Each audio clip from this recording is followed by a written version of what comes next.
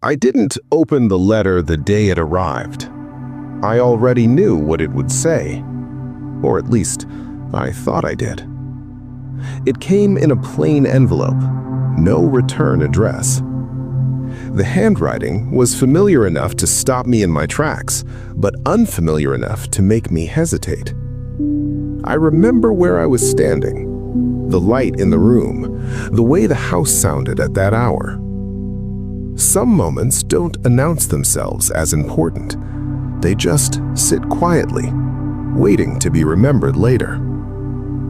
I placed the letter on the table, not carefully, not carelessly either, just there. Back then, letters still mattered. They carried weight. They took time.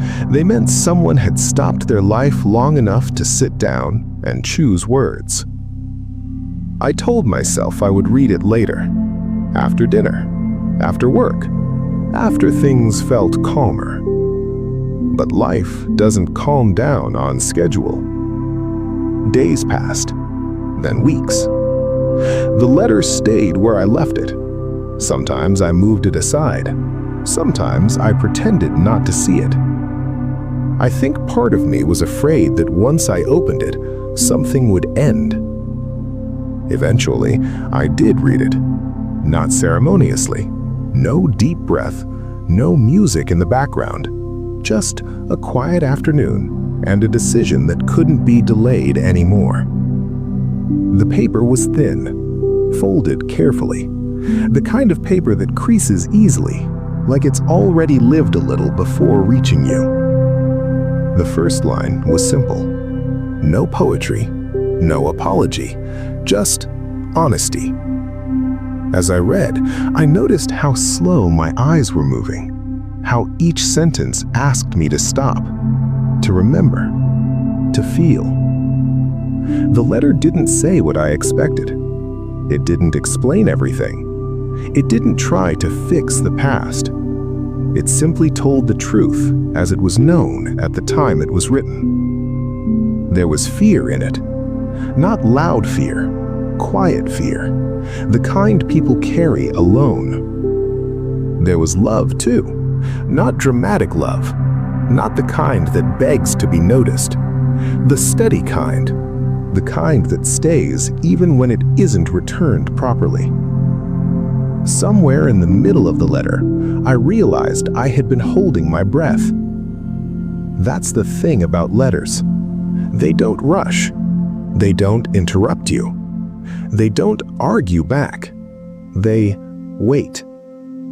The words didn't accuse me, but they remembered things I had forgotten, moments I thought were small, conversations I didn't know mattered. The letter knew me better than I was comfortable admitting. When I reached the end, there was no conclusion, no moral, no instructions. Just a signature and a date that made my chest feel heavy. I folded the letter back the way it had been folded before, exactly the same, as if changing the crease might change what it said. I didn't respond. Not because I didn't want to, but because I didn't know how. Some letters arrive too late to be answered, not because time has run out, but because the moment has passed. Years went by. The letter moved with me from house to house, from drawer to drawer, sometimes forgotten, sometimes remembered at inconvenient moments. I never reread it in full, only pieces. A sentence here, a line there, enough to remind me that it existed, enough to remind me that someone had once sat alone, thinking of me, choosing words carefully, hoping they would land gently. Age has a way of rearranging memory. Things you thought were important fade. Things you ignored grow louder. I understand the letter differently now. What once felt like pressure now feels like courage. What once felt like expectation now feels like vulnerability. The older I get, the more I realize how rare it is for someone to put themselves into words without knowing how those words will be received. We speak constantly now. Messages fly back and forth. Nothing settles. But a letter stays.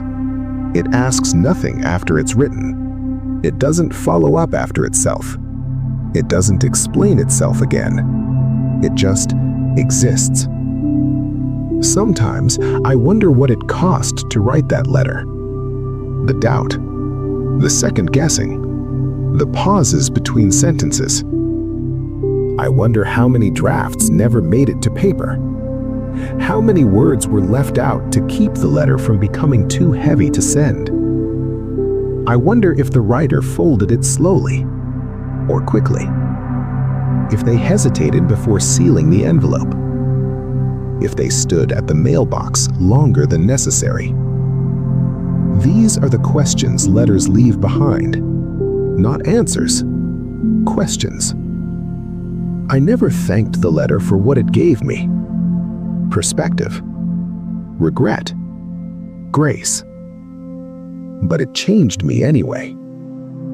It taught me that silence can be misunderstood, that time doesn't soften everything, that clarity often arrives long after it's useful.